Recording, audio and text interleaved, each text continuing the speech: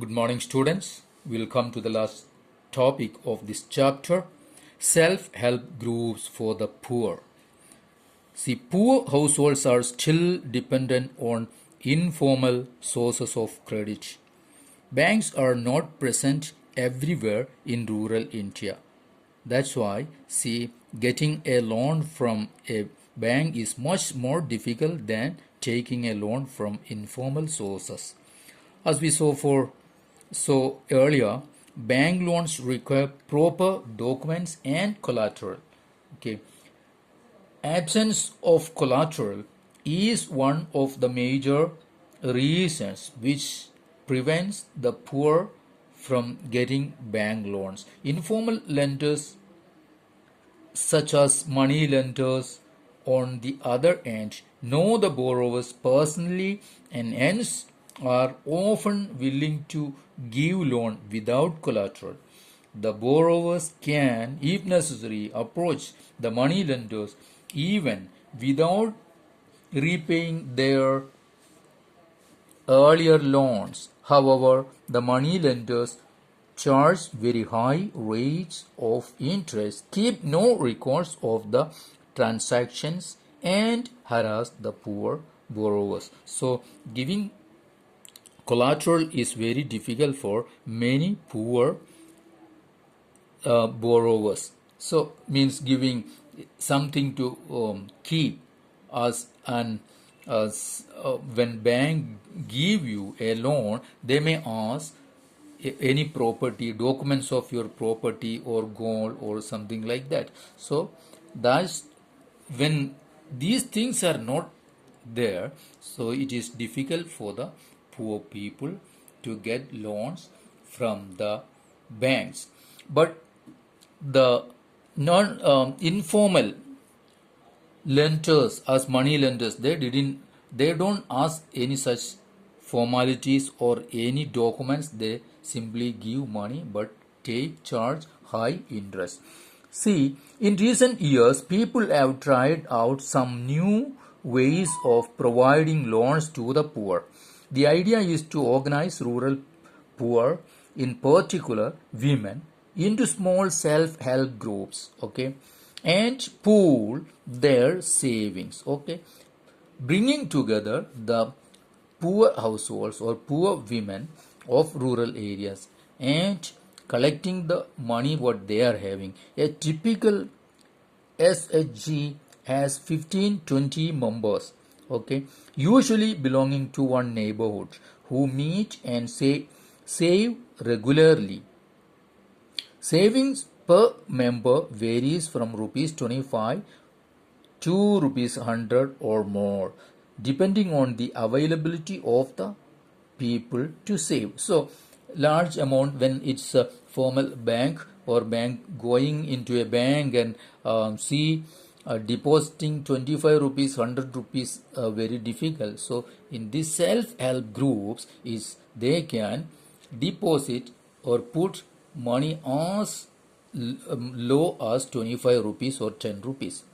So it helps. Members can take small loans from the group itself to meet their needs. Okay. So the group charges interest on these loans, of course, but this is still less than what the money lenders charge. So money lenders may charge very high, but the self-help groups, they don't charge as the money lenders. After a year or two, if the group is regular in savings, it becomes eligible for availing loan from the bank. So these self-help groups can get loan from bank.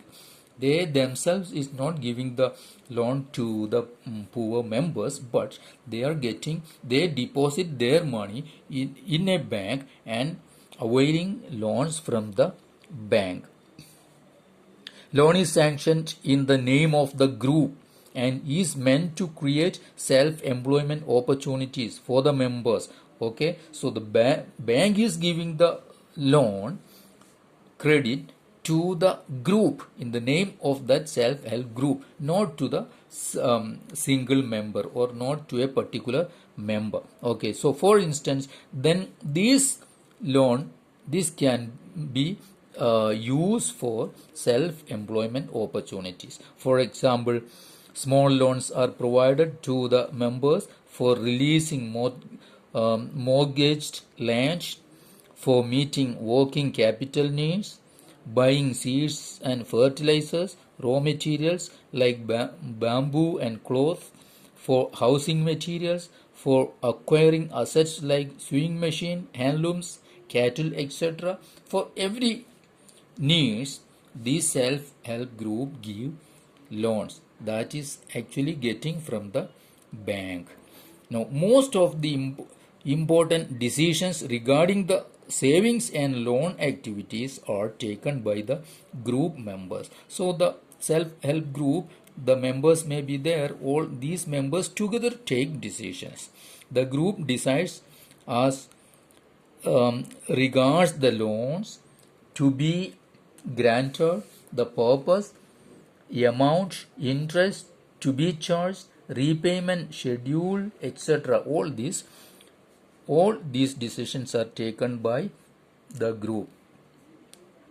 Now also it's the group which is responsible for the repayment of the loan, means the loan that is taken from the bank, not a particular member, but the group. Then group itself is responsible for the repayment of the loan. Any case of non-payment of loan by any one member is followed up seriously by other members in the group, because this group has to pay the amount in the bank. Okay, so because of this feature, banks are willing to lend to the poor women when organized in SHGs, means self-help groups. Okay, even though they have no collateral as such, though they don't submit any collateral, still the bank give loan because the group itself is responsible for the repayment. Now, thus the self-help groups help borrowers overcome the problem of lack of collateral. They can get timely loans for a variety of purposes and at a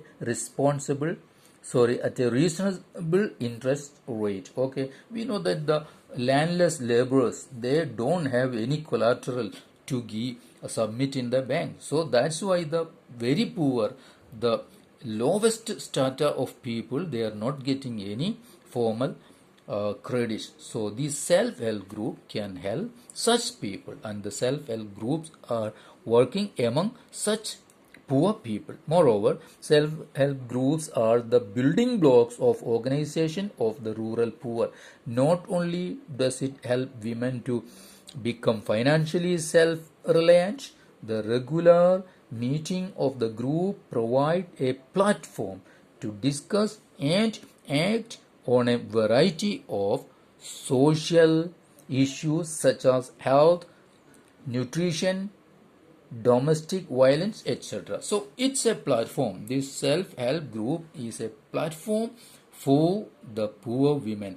They don't have space to express themselves. Now this platform, these self-help groups these have become not just an institution or an organization to save their money or give them loan, but also a platform to express their ideas, to interact with other people. So that's it all about this chapter.